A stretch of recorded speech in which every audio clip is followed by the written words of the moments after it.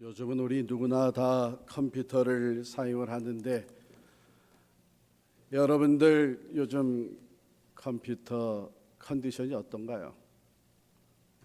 어떻게 바꿀 때가 되셨습니까?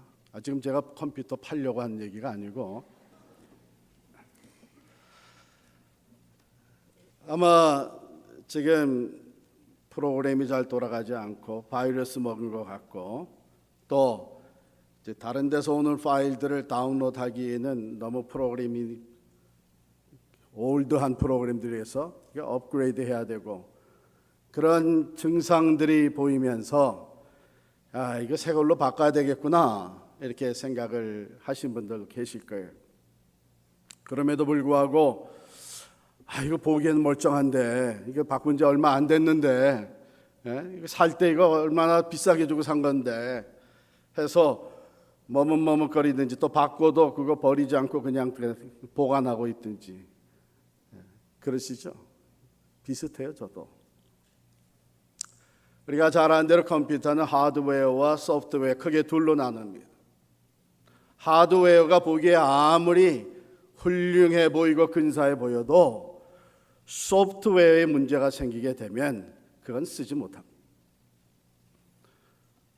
우리 인간의 모습이 외부적으로는 아무리 훌륭하고 성공적인 삶을 사는 것 같아도 내면의 세계가, 특별히 영적인 세계가 지금 메말라 있으면 그 인생은 행복할 수가 없습니다. 하나님과의 관계가 바로 정립되지 않으면 그 삶 속에는 기쁨보다는 아픔이, 평안함보다는 갈등과 분노가, 감사보다는 불평과 원망이 쌓여가기 시작을 합니다. 그러므로 영적 상태가 어떠냐 하는 것을 보여주는 증상, The symptoms of spiritual dryness, 영적 메마름의 증상에 대해서 우리가 관심을 가질 필요가 있습니다. 왜냐하면 일찍 진단해가지고 지금 내 영의 상태가, 내 내면의 세계가 지금 메말라져 가고 있구나 하는 것을 빨리 캐치하지 못하면은 그것이 정도가 더해지면서 결국은 그것은 죄로 연결되게 됩니다. 더 깊은 죄에 얽매이게 되면 회복이 그만큼 힘들어집니다. 우리 병이나 마찬가지예요. 조금 몸에 이상이 있을 때 빨리 가서 의사를 봐야 되는 거나 마찬가지. 그럼에도 불구하고 우리 인간들은 하드웨어에 신경을 많이 쓰고 살아갑니다. 어떻게 하면 좀 더 잘 보여질 수 있을까? 어떻게 하면 나는 아무 문제도 없는 사람 같이, 나는 건전한 사람 같이, 나는 아무 어려움도 없는 사람 같이, 이미 심지어는 신앙생활에 있어서도 나는 아무 갈등이 없는 사람과 같이 하드웨어를 근사하게 꾸미고 살아갑니다. 그렇다 그래서 우리 내면의 세계가 회복이 되는 건 아니잖아요. 저에게는 내가 지금 영적으로 지금 메말라가고 있구나, 좀 메마른 상태에 지금 진입되어 있구나 하는 것을 알게 하는 심텀, 그 대표적인 것이 기쁨과 감사가 사라지는 것입니다. 항상 기쁜 건 아니잖아요, 그죠? 항상 감사한 건 아닌데 내가 하나님의 일을 하는 사람인데 왜 기쁨이 없나 이런 생각이 들기 시작하면 내가 분명히 구원받고 하나님의 말씀을 대언하며 하나님의 은혜 안에 살아가고 있는 사람인데 왜 감사가 없나? 요즘 따라 불평과 불만이, 원망이 생기고 남을 비난하고 포용하기보다는 비판하는 이런 증상이 보여질 때에 내가 지금 영적 상태가 메말라가고 있구나 하는 것을 캐치하게 됩니다. 그렇잖아요. 하나님의 자녀로 살아가는 우리들, 하나님을 믿고 하나님의 일에 참여하고 참으로 아무에게나 주어지지 않는 그 거룩한 하늘의 일을 우리가 맡아서 우리가 하는 것이 아니라 하나님이 우리와 함께하고 계시는데 기쁨이 없단 말이에요. 하나님의 존전 앞에 나와서 예배를 드리는데 기쁨이 없단 말이에요. 하나님의 은혜로 산다 그러면서 감사가 없단 말이에요. 이건 분명히 지금 영적 상태에 문제가 생긴 거예요. 오늘 느헤미야 8장은 이스라엘 백성들, 바벨론에서 포로 생활하다가 돌아온 유대 백성들이 이제는 영적으로 갱신되어지는 spiritual renewal이 시작되는 것을 보여주고 있습니다. 그러니까 느헤미야 전체를 보게 되면 1장부터 7장까지는 하드웨어에 대한 얘기예요. 무너져 내린 성벽을 다시 재건을 합니다. 그리고 백성들이 이렇게 조직을 해가지고 이제는 일을 분담해서 정치를 합니다. 행정을 합니다. 이런 하드웨어가 7장까지 이렇게 회복이 되어져요. 8장부터 마지막 13장까지는 영적 회복을 얘기하고 있습니다. 중요하잖아요.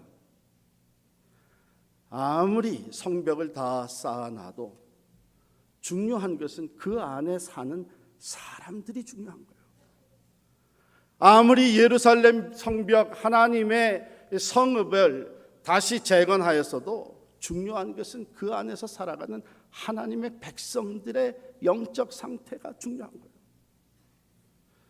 아무리 경제적으로 이제는 정착을 하고 좋은 차, 좋은 큰 집 갖고 살더라도 중요한 것은 그 안에서 살아가는 우리 가족들, 나의 이 마음에 진정한 행복이 있느냐 하는 것이 중요한 거예요.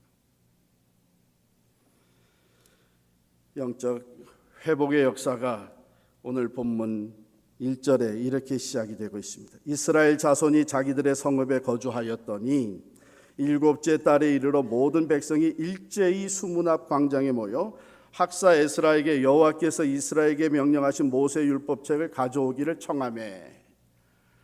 학사 에스라에게 하나님의 율법책을 가져와서 그 하나님의 말씀을 우리에게 들려다오, 이러면서 영적 갱신의 사건이 일어납니다. 그런데 놀라운 것은 누가 이렇게 하라 저렇게 하라 해가지고 한 것이 아니고 백성들이 모인 거예요. 언제? 여기 보면은 일곱째 달이라 그랬어요. 일곱째 달 첫날에 모였습니다. 이스라엘 유대인들의 칼렌더에 있어서 일곱째 달은요, 우리에게 있어서는 1월이나 마찬가지입니다. 그러니까 새해가 시작되는 날, 그날에 백성들이 모여서 스스로 에스라 제사장 선지자 오셔서 우리에게 하나님의 말씀을 들려주시오, 이렇게 요청하게 됐어요. 수많은 백성들이 다 모였다 그랬어요. 어린아이에서부터 노인까지 말을 알아들을 수 있는 사람은 다, 남녀노소를 물어나고 다 모였다 그랬어요. 그러면 그 디자이어가, 하나님의 말씀을 듣고자 하는 그 갈망이, 영적 디자이어가 어떻게 해서 생겨났느냐. 우리가 잘 아는 대로 6장, 느헤미야 6장에 보면은 기적과 같이 52일 만에 예루살렘 성벽을 재건을 했습니다. 그 수많은 방해와 장애와 두려움과 위협, 심지어는 마지막에 느헤미야를 죽이려고 했던 그런 것까지도 다 극복을 하고 52일 만에 완전히 성벽을 재건을 하니까 안 믿는 사람, 이방 사람들도 하나님께서 이 역사를 이루셨다 하고 두려워하게 됐다 그랬죠? 생각나세요? 잊어버려도 괜찮아요. 그래야 또 계속 설교를 제가 할 수 있지. 그러니 본인들은 얼마나 더 고백이 나왔겠어요. 이방 사람들도 이것은 저들이 믿는 하나님이 행하셨다 하고 두려운 마음이 생겼는데, 하나님을 믿는 본인들은 얼마나 더 하나님이 우리 가운데 이 기적을 행하셨다, 하나님께서 이 큰 일을 행하셨다, 하나님이 우리에게 회복의 은혜를 주셨다 고백하게 됩니다. 그러니까 그들의 마음이 하나님이 베푸신 은혜로 인해서 하나님 앞에 가까이 나아가게 되었고, 읽지는 않았지만 이제 7장 스킵하는 거 하고 넘어가는 것 같지만 7장의 핵심 내용을 여러분에게 말씀을 드리겠어요.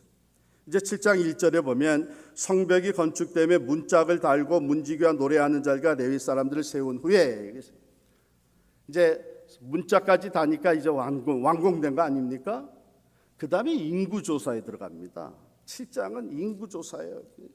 무려 73절까지 있는데 처음부터 끝까지 그 대부분이 인구조사예요. 어느 가문을 따라서 어느 자손 해가지고 인구조사에 누구에게 대한 특별히 어느 사람들에 대한 인구조사 하냐면요, 바벨론 포로되었다가 1차 귀순한 사람들, 그러니까 수룹바벨 리더십의 아래서 포로 생활하고 유대 땅으로 제일 먼저 돌아온 사람들, 이 사람들은 흩어져서 살고 있었어요. 왜? 성전이 무너졌고 성벽이 다 허물어졌으니까 성 안에 들어가서 사는 게 오히려 더 두려웠던 거예요. 그래서 다 흩어져서 살고 있었죠. 그 다음에 에스라를 중심으로 제2차 귀환이 있었고, 느헤미야를 중심으로 3차 귀환이 이루어졌는데, 2차, 3차 돌아온 사람들의 레지스트라는 그 사람들의 그 목록은 아마도 다 정리가 돼 있었던 것 같아요. 그리고 예루살렘 성전과 성벽 가까이서 다 살고 있었던 것 같아요. 그래서 흩어져 살던 사람들을 인구 조사를 해 들어갑니다. 그럼 이거 왜 했을까? 이젠 예루살렘 성벽을 다 재건을 했으니까 거기 들어와 살아야 될 거 아니에요. 안 그래요? 그래서 그 예루살렘 성읍 안에 들어와서 살 수 있도록 이 모든 인구 조사를 하면서 그들을 권유를 하는 거예요. 자, 인구 조사를 하면서 가문을 따라서 다 기록해 나가는 이 과정, 이게 누가 시킨 거냐 하면 7장 5절에 보면은 7장 5절입니다. 내 하나님이 내 마음을 감동하사 귀족들과 민장들과 백성을 모아 그 계보대로 등록하게 하심으로 내가 처음으로 돌아온 자의 계보를 얻었는데, 거기에 기록된 것을 보면 처음으로 1차 귀환한 포로들의 인구 조사를 쭉 하는데 그 계보대로 등록하게 만들었던 거예요. 근데 이걸 누가 시켰냐면 하나님께서 성령의 감동으로 시킵니다. 하나님이 원하시는 것이 이제는 하나님의 도성 예루살렘 안에 들어와서 살 수 있는 최대한의 사람들이 거기 들어와 살면서 예루살렘 성전 가까이서 살기로 원했어요. 그러면 이 계보를 작성하는 가운데 이들에게 거듭 리마인드 된 것이 뭐냐면 우리는 하나님의 백성이다. 믿음의 조상 아브라함으로부터 시작해서 그 계보를 따지고 올라갈 때마다 리마인드 된 게 보면 뭐냐 하면 우리는 하나님의 백성이다. 즉 정체성이 회복된 거예요.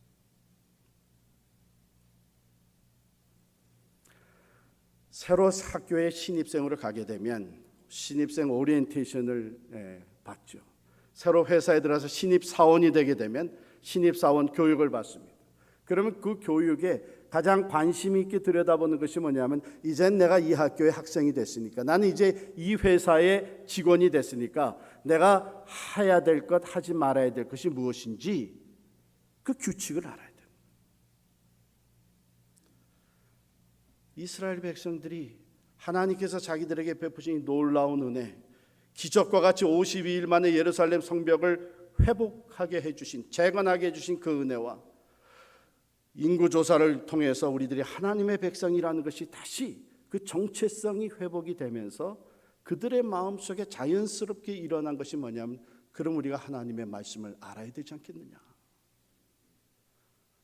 하나님의 은혜를 받고 하나님의 백성 되어 살아가는 우리들로서 하나님의 뜻을 알아야 되지 않겠느냐. 하나님의 가르침을 받아야 될 것이 아니냐. 하나님의 생각을 우리가 알아야 되지 않겠느냐. 그래야 우리가 하나님의 뜻대로 하나님의 영광을 위해서 살 수 있지 않겠느냐. 이런 마음이 자연스럽게 일어나기 시작합니다.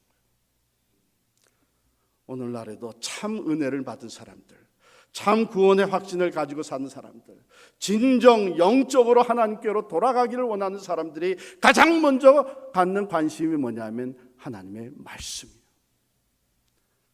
하나님의 말씀은 우리에게 무엇을 원하시는가? 하나님의 말씀에 담겨져 있는 하나님의 생각은 어떤 것인가? 왜 하나님은 우리에게 이 은혜를 베푸시고 우리를 하나님의 백성 삼으셨느냐? 여러분, 여기에서부터 영적 갱신의 사건이 시작이 됩니다. 내가 하나님을 알자, 더 힘써 하나님을 알자, 하나님의 말씀을 배우자. 하나님의 뜻을 이제는 깨달아야 되겠다. 온 백성들이 모여들었습니다. 에스라가 백성들의 요청에 의해서 하나님의 율법책을 가지고 와서 백성들 앞에서 읽기를 시작을 합니다. 우리 5절 말씀 같이 읽겠습니다. 시작. 에스라가 모든 백성 위에 서서 그들 목전에 책을 펴니 책을 펼 때에 모든 백성이 일어서니라. 하나님의 말씀, 하나님의 율법책을 가지고 에스라가 섰습니다. 그 오른쪽에 6명이 쭉 같이 서고 왼쪽에 7명이 서서 전체 14명이 쫙 백성들의 회중 앞에 섰습니다. 그래서 말씀을 함께 가르치기 시작을 합니다. 에스라가 먼저 읽습니다.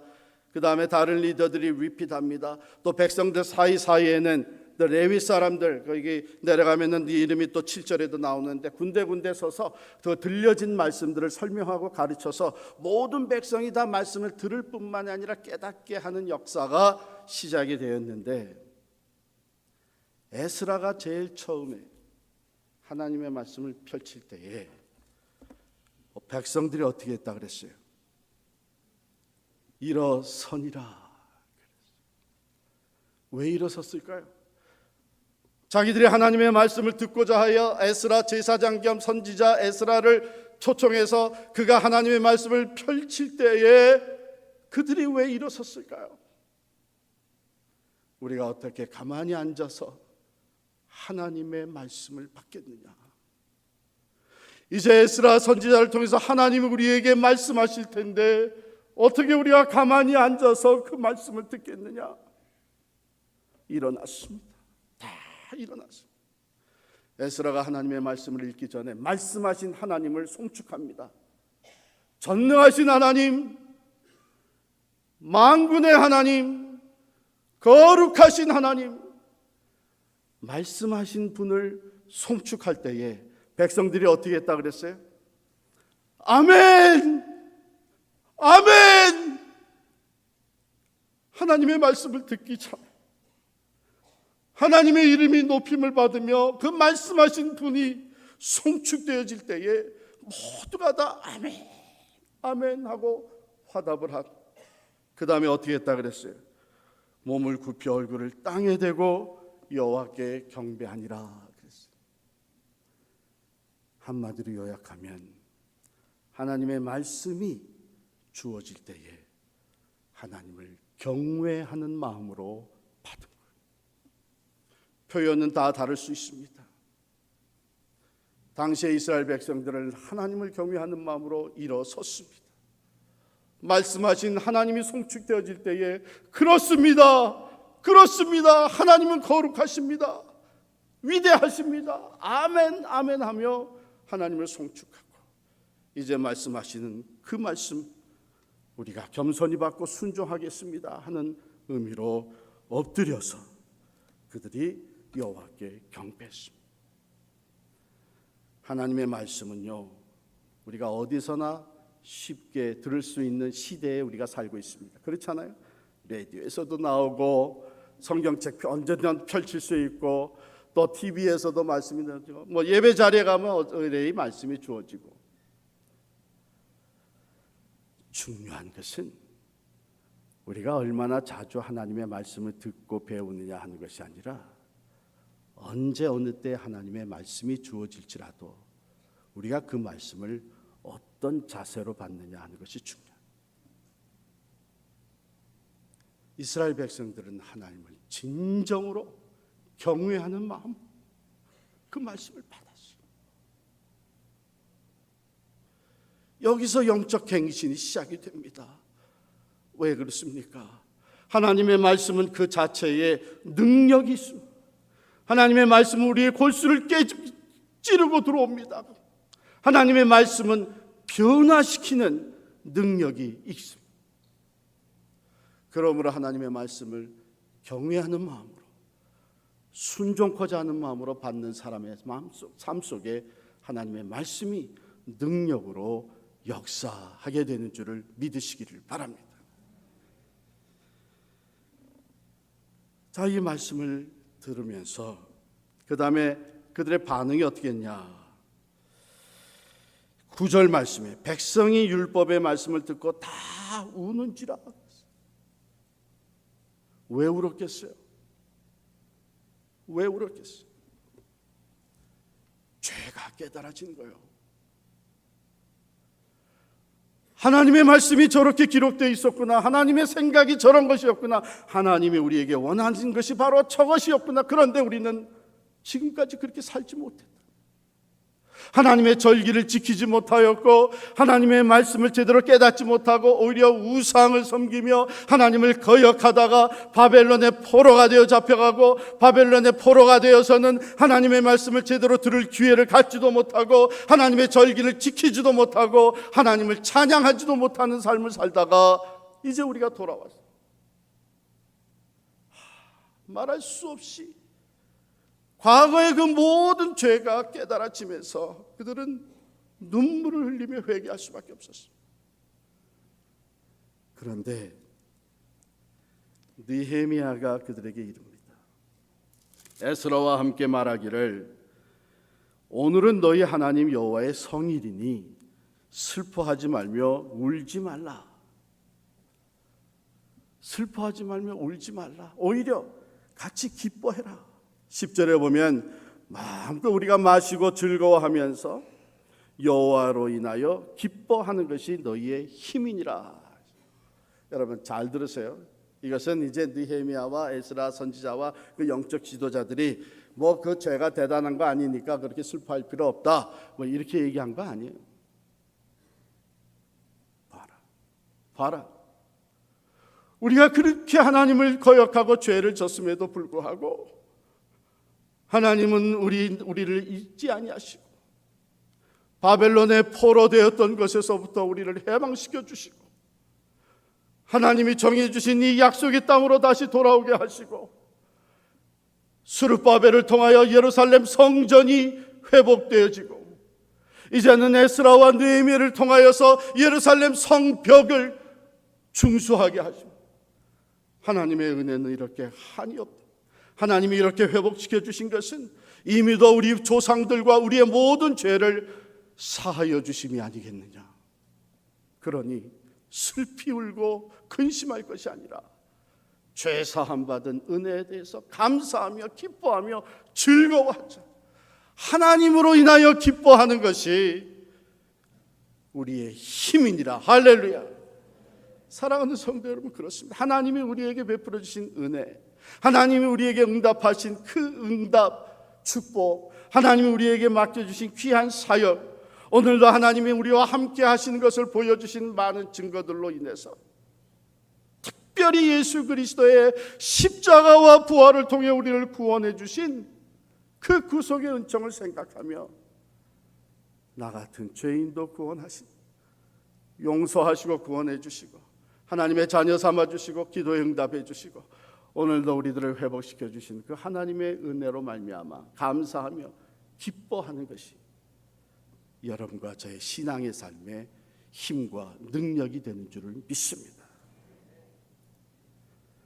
참, 저는 이 장면을 상상만 해도 죄로 말미암아 한탄하며 그 수많은 백성들이 엉엉 울면서 하나님 앞에 회개할 때에 여러분이요, 이제는 눈물을 그치십시오. 이제는 하나님을 바라보시면서 그 베풀어 주신 은혜와 사죄의 은총에 감사하십시다. 하나님이 우리를 용서하지 않으셨다면 왜 바벨론에서 우리를 회복시켜 주셨습니까? 왜 우리를 회방시켜 주셨습니까? 왜 성전이 다시 재건되게 하시고 예루살렘 성벽을 회복시켜 주셨겠습니까? 하나님이 우리의 죄를 사하셨기 때문입니다. 그러니 더 이상 울지 말고 하나님께 감사하며 기뻐하며 하나님을 찬양합시다. 그렇습니다. 여러분과 제가 받아 누리는 은혜가 이런 은혜. 그럼에도 불구하고 우리의 삶에 기쁨이 없다면,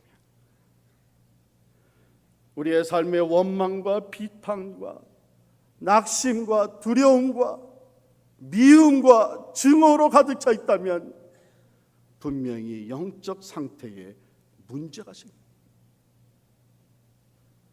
하드웨어는 여전히 근사해 보일지 몰라도 소프트웨어가 지금 망가졌다는 얘기지요. 바이러스가 들어오면 프로그램이 망가지기 시작합니다. 프로그램과 프로그램이 서로 커뮤니케이션이 중단됩니다. 컴퓨터가 프리즈됩니다. 우리의 삶에 하나님이 기뻐하시지 않는 것이 들어오면, 죄가 들어오면 바로 영적 병이 생깁니다. 가장 먼저 일어나는 것이 하나님과의 커뮤니케이션이 단절이 됩니다. 제대로 영적인 펑션을 할 수 없게 되어집니다. 요즘 여러분의 영적 상태는 어떻습니까?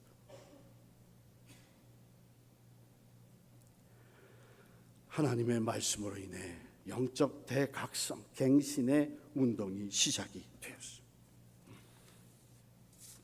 그런데 이들은 그걸로 끝나지 아니하고 그 다음 날, 우리가 읽지 않았지만 13절을 보면 그 이튿날 뭇 백성의 족장들과 제사장들과 레위 사람들이 율법의 말씀을 밝히 알고자 하여 학사 에스라에게 모여서 율법에 기록된 바를 본즉 여호와께서 모세를 통하여 명령하시기를 이스라엘 자손은 일곱째 달 절기에 초막에서 거할지니라.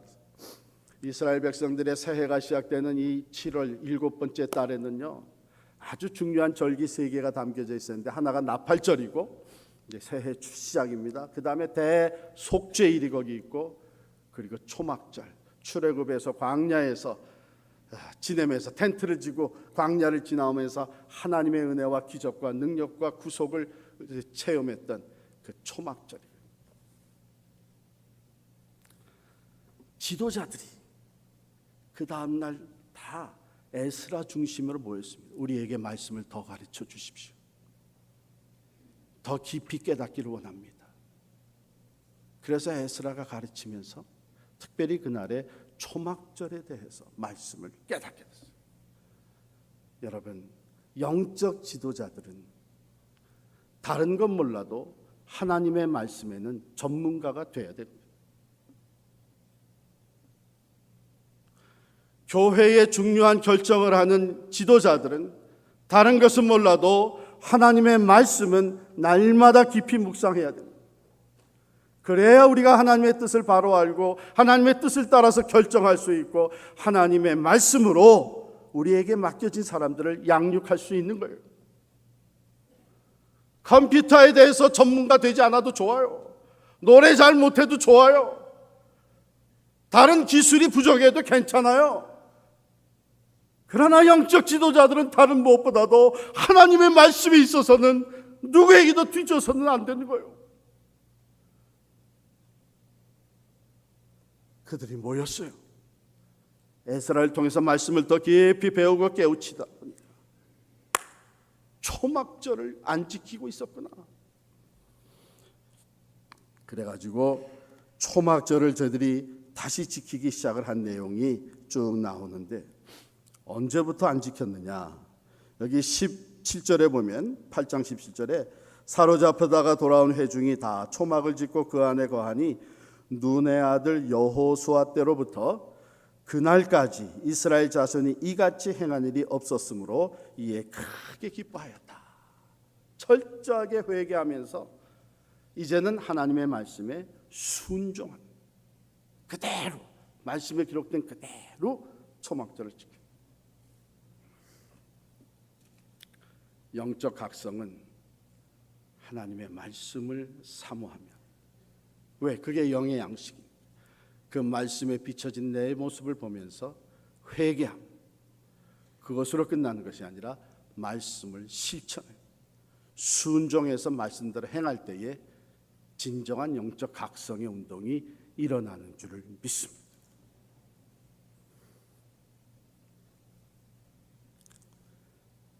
자, 그래서 초막절을 지키는데 에스라는 첫날부터 끝날까지 날마다 하나님의 율법책을 낭독하고 무리가 이레 동안 절기를 지키고 여덟째 날에 규례를 따라 성회를 열었느니라.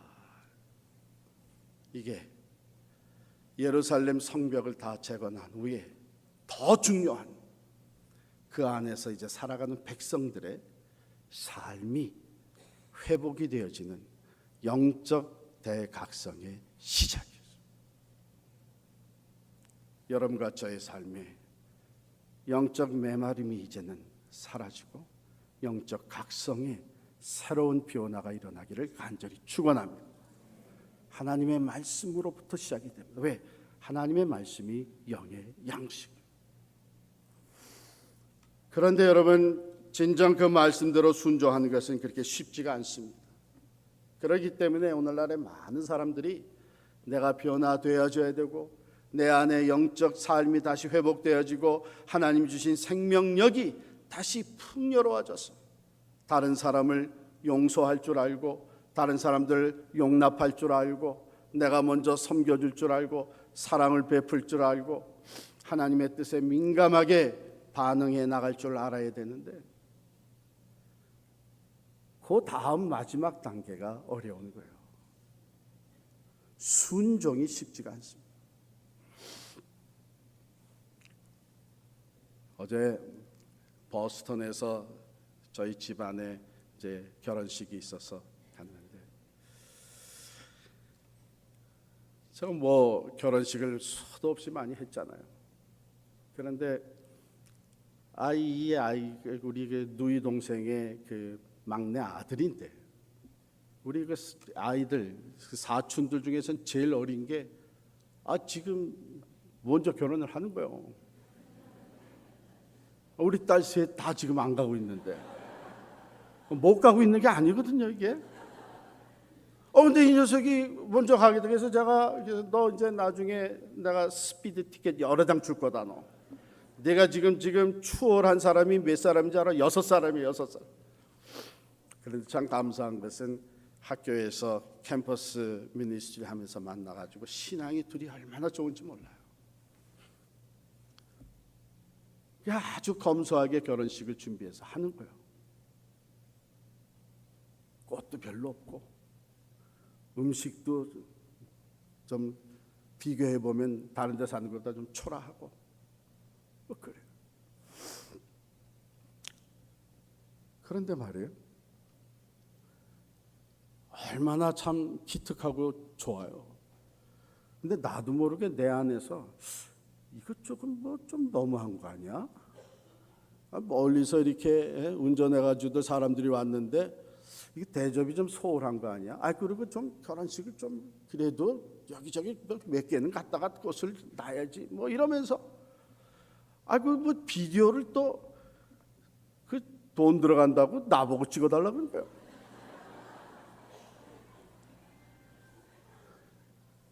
제가 깨달았어요. 나도 모르게 이미 그렇게 화려한 결혼식에 나도 물들어 있구나. 가르칠 때는 절제와 검소한 것과 하나님 중심의 물질 생활을 가르치면서도 나도 모르게 이런 상황이 되니까 불평이 나오는 거예요.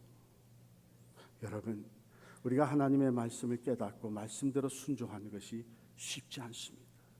그러나 성령의 도우심을 간구하면서 정말 믿음으로 결단하고 말씀대로 순종할 때 그때 진정 영적 대각성의 변화가 일어나기 시작을 합니다. 그때 진정 세상이 주지 못하는 참 기쁨을 누리게 되는 거예요. 그때 진정 감사가 샘솟듯 솟아나게 되는 거예요. 그때 진정 하나님이 원하시는 모습으로 변화되어지는 거예요.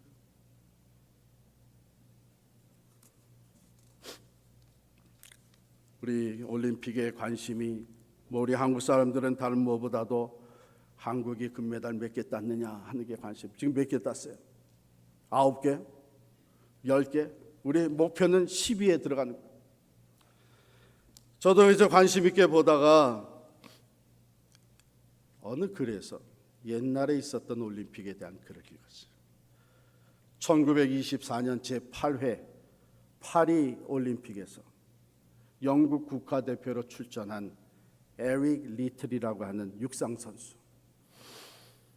그는 많은 사람들이 관심을 가지고 있는 육상 100m 달리기 유력한 금메달 후보였습니다. 그런데 갑자기 스케줄에 변화가 생기면서 100m 첫 예선 경기가 주일날로 바뀐 거예요. 그래서 에릭 리틀은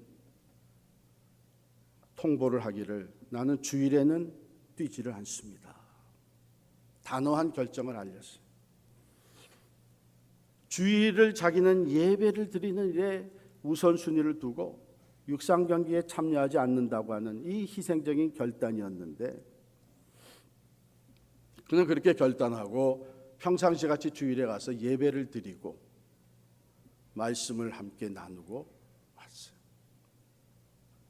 영국에서는 전체 국민들이 난리가 난 거죠.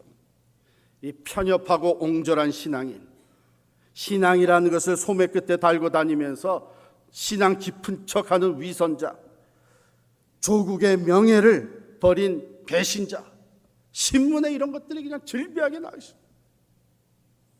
그럼에도 불구하고 에릭 리틀은 조금도 흔들리지 않아요. 100m 경기는 결국 영국의 해롤드라고 하는 또 다른 선수가 금메달을 땄습니다. 그때에 이 에릭 리틀은 진심으로 가서 자기 동료 해롤드를 축하해 줬습니다. 여러분께서 아마 그 내용을 그 Chariots of Fire라고 하는 영화를 통해서 보셨을 거예요. 그 두 사람의 관계가 얼마나 참으로 우정 깊은 관계였는지. 그런데 말이죠, 이 사람의 주 종목이 아닌 200m하고 400m를 뛸 수 있는 기회가 주어져요. 200m에 나가서 동메달을 땄어요. 400m에 출전을 했습니다. 주 종목이 아니기 때문에 아무도 기대를 안 했는데 47초 6분이라고 하는 세계 신기록까지 세우면서 금메달을 따냈어요. 그런데 이 사람이 결승전에 400m 결승전에 나가기 전에 담당 안마사가 쪽지를 하나 건네줬습니다. 그 쪽지에는 뭐라고 기록이 되어 있냐면 최선의 영광이 있기를 빕니다. 하나님의 말씀에 이렇게 기록되어 있습니다. 나를 존중히 여기는 자를 나도 존중히 여기리라. Those who honor me, I will honor him or her.